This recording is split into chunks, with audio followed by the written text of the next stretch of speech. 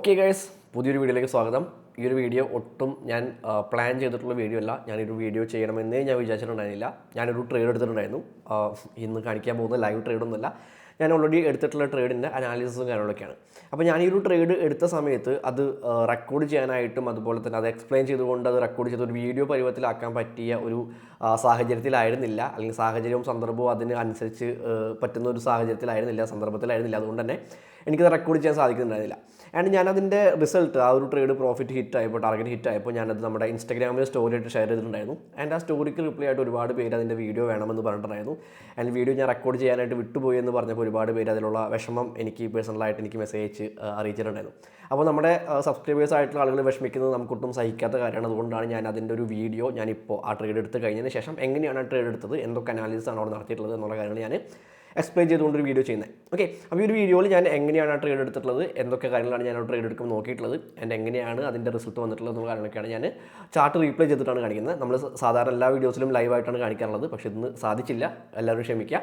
Okay, അപ്പോൾ എങ്ങനെയാണ് ആ ഒരു ട്രേഡ് എടുത്തത് എന്നുള്ള കാര്യങ്ങൾ ഞാൻ എക്സ്പ്ലെയിൻ ചെയ്യാം. മെയിനായിട്ട് ഞാനൊരു ഒറ്റ ടൈം ഫ്രെയിമിൽ മാത്രമാണ് ഈ ഒരു ട്രേഡ് ഞാൻ എടുത്തിട്ടുള്ളത്. വേറെ ഒരു ടൈം ഫ്രെയിംസിലും പോയി ഞാൻ ചാർട്ട് നോക്കിയിട്ടുണ്ടായിരുന്നില്ല. ഞാൻ ഫോണിലാണ് ഇതിൻ്റെ ഒരു അനാലിസിസ് ഒക്കെ സ്റ്റാർട്ട് ചെയ്തിട്ടുള്ളത്. അതുകൊണ്ട് തന്നെ ഞാനൊരു ഒറ്റ ടൈം ഫ്രെയിം നിന്നുകൊണ്ടാണ് അതിൻ്റെ കാര്യങ്ങളെല്ലാം തന്നെ ഞാൻ ചെയ്തിട്ടുണ്ടായിരുന്നത്.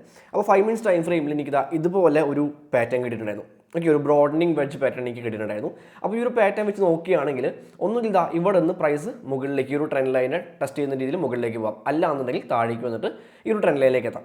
ഈ രണ്ട് ഓപ്ഷൻസ് ആണ് ഇവിടെ ഉള്ളത്. കാരണം ഈ രണ്ട് ട്രെൻഡ് ലൈൻസിനും ഇടയിലാണ് പ്രൈസ് നിൽക്കുന്നത്. സോ ഈ ഒരു ക്യാൻഡിൽ, അതായത് തൊട്ട് മുൻപ് ഫോം ചെയ്തിട്ടുള്ള ഈ ഒരു ബെയറിഷ് ക്യാൻഡിൽ, ഓക്കെ, ഈ ഒരു ക്യാൻഡിലിനെ ബ്രേക്ക് ചെയ്യുകയാണെങ്കിൽ അവിടെ ഒരു ലോങ് പൊസിഷൻ നോക്കാം. അതുപോലെ തന്നെ ഈ ഒരു ക്യാൻഡിലിന് താഴേക്ക് പ്രൈസ് പോവുകയാണെങ്കിൽ അവിടെ ഒരു ഷോർട്ട് പൊസിഷൻ നോക്കാം. ഈ ഒരു ഐഡിയയിലായിരുന്നു, അല്ലെങ്കിൽ ഈ ഒരു കാര്യമായിരുന്നു ഞാൻ നോക്കിക്കൊണ്ടിരിക്കുന്നുണ്ടായിരുന്നു. ഓക്കെ, അപ്പോൾ ഇവിടെ സംഭവിച്ചിട്ടുള്ള എന്താ നമുക്ക് കാണാൻ പറ്റുന്നത്, അടുത്തൊരു ക്യാൻഡിൽ ഒരു ബെയറിഷ് ആയിട്ടുള്ള ക്യാൻഡിലായിട്ടാണ് ഫോം ചെയ്തിട്ടുള്ളത്. പക്ഷേ ഈ ഒരു ക്യാൻഡിൽ നമുക്കൊരു ബെയറിഷ് കൺഫർമേഷനായിട്ട് എടുക്കാൻ പറ്റുമോ? ഒരിക്കലുമില്ല. കാരണം എന്താ, ഇവിടെ ഒരു വലിയ ലോ ഷാഡോ ക്രിയേറ്റ് ചെയ്തിട്ടുണ്ട്.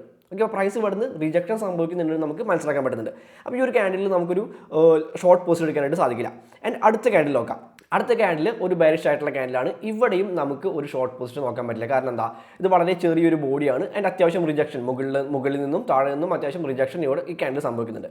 ആൻഡ് അതിന് ശേഷം സംഭവിക്കുന്ന ഒരു ക്യാൻഡിൽ നോക്കാം. വളരെ സ്ട്രോങ് ആയിട്ടുള്ള ഒരു ബെയറിഷ് ക്യാൻഡിൽ വന്നിട്ടുണ്ട്. അപ്പോൾ ഈ ഒരു ക്യാൻഡിൽ നമുക്ക് ഷോർട്ട് പൊസിഷൻ എടുക്കാൻ പറ്റുമോ? ഇവിടെ ഒരു ഷോർട്ട് പൊസിഷൻ എടുത്ത് കഴിഞ്ഞിട്ടുണ്ടെങ്കിൽ നമുക്ക് ഇതാ ഈ ഒരു ട്രെൻഡ് ലൈനെ വെച്ചുകൊണ്ട് നമുക്ക് ടാർഗറ്റ് പ്രോപ്പറായിട്ട് വെക്കാനായിട്ട് പറ്റുമോ? ഒരിക്കലും പറ്റില്ല. കാരണം നമുക്ക് സ്റ്റോപ്പ് ലോസ് ഇതിൻ്റെ മേലേക്ക് ആയിട്ട് വെക്കേണ്ടതായിട്ട് വരും. അപ്പോൾ അവിടെയും നമുക്ക് ട്രേഡ് എടുക്കാനായിട്ട് പറ്റില്ല. ആൻഡ് പിന്നെ എവിടെയാണ് ട്രേഡ് എടുക്കാൻ പറ്റുക? ആൻഡ് അടുത്ത ക്യാൻഡിൽ നോക്കുകയാണെങ്കിൽ നമുക്കിതാ ഇത് ഒരു ബുള്ളിഷ് ക്യാൻഡിലാണ്. അപ്പോൾ ഇവിടെ എനിക്കൊരു ഫെയർ വാല്യൂ ഗ്യാപ്പ് കിട്ടുന്നുണ്ട്. ഇവിടെ ഇങ്ങനെ ഒരു ഫെയർ വാല്യൂ ഗ്യാപ്പ് കിട്ടിയിട്ടുണ്ട്. ഓക്കെ, ഇതാണ് നമ്മുടെ ഫെയർ വാല്യൂ ഗ്യാപ്പ്. ഓക്കെ, അപ്പോൾ ഇവിടെ നോക്കുകയാണെങ്കിൽ ഇതിൻ്റെ ഒരു പ്രത്യേകത എന്താണെന്ന് വെച്ച് കഴിഞ്ഞിട്ടുണ്ടെങ്കിൽ നിങ്ങൾ ഇവിടെ തൊട്ട് മുൻപുള്ള ക്യാൻഡിൽസ് എല്ലാം തന്നെ നോക്കാം. ഇവിടെ എല്ലാം തന്നെ ഇവിടെയുള്ള ലിക്വിഡിറ്റി മുഴുവനും ഈ വിക്കുകൾ എടുത്താണ് ഈ ക്യാൻഡിൽസ് താഴേക്ക് വന്നുകൊണ്ടിരിക്കുന്നത്. ഓക്കെ, ഓരോ ക്യാൻഡിൽസിൻ്റെയും ഒരു ഗ്യാപ്പ് പോലും ഒരു FVG പോലും ഒരൊറ്റ ക്യാൻഡിൽസിനും ഇവിടെ കാണാൻ പറ്റുന്നില്ല. എല്ലാതും കൃത്യമായിട്ട് ഇവിടെ മറ്റുള്ള ക്യാൻഡിൽസ് തൊട്ടടുത്ത് ഫോം ചെയ്യുന്ന ക്യാൻഡിൽ സ്റ്റിക്കുകൾ കൃത്യമായിട്ട് ആ ലിക്വിഡിറ്റി എല്ലാം തന്നെ എടുത്താണ് പോയിക്കൊണ്ടിരിക്കുന്നത്. ഇവിടേക്ക് വരുമ്പോൾ ഇവിടെ വളരെ ശക്തമായിട്ടുള്ളൊരു ഡൗൺ മൂവ്മെൻറ്റ് ഉണ്ടാകുന്നു. ആൻഡ് ഇവിടെ കുറച്ച് ഏരിയ ഒരു ഫെയർ വാല്യൂ ഗ്യാപ്പ് ആയിട്ട് അവിടെ കുറച്ച് ലിക്വിഡിറ്റി അവിടെ ബാക്കിയിരിക്കുന്നുണ്ട്. ഓക്കെ, അപ്പോൾ ഫെയർ വാല്യൂ ഗ്യാപ്സ് എന്ന് പറയുമ്പോൾ അവിടെ ഒരുപാട് ഓർഡേഴ്സ് ഉണ്ടായിരിക്കും. ആ ഓർഡേഴ്സ് എടുക്കാനായിട്ട് മാർക്കറ്റ് വീണ്ടും അവിടേക്ക് പോകും. ആൻഡ് വീണ്ടും അതേ ഡയറക്ഷനിൽ തന്നെ മാർക്കറ്റ് താഴേക്ക് പോകും. അതാണ് നമുക്ക് മനസ്സിലാക്കാൻ പറ്റുക. ബേസിക് ആയിട്ടുള്ള കോൺസെപ്റ്റാണ്, ഞാൻ വളരെ ഡീറ്റെയിൽ ആയിട്ട് പോകുന്നില്ല.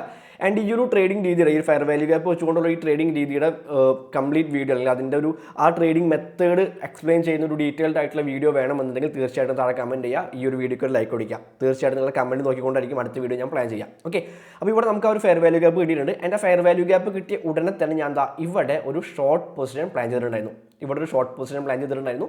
ആൻഡ് എൻ്റെ സ്റ്റോപ്പ് ലോസ് ഈ ഒരു ബെയറിഷ് ക്യാൻഡിൽ തൊട്ട് മുകളിലായിട്ടായിരുന്നു എൻ്റെ സ്റ്റോപ്പ് ലോസ് വരുന്നത്.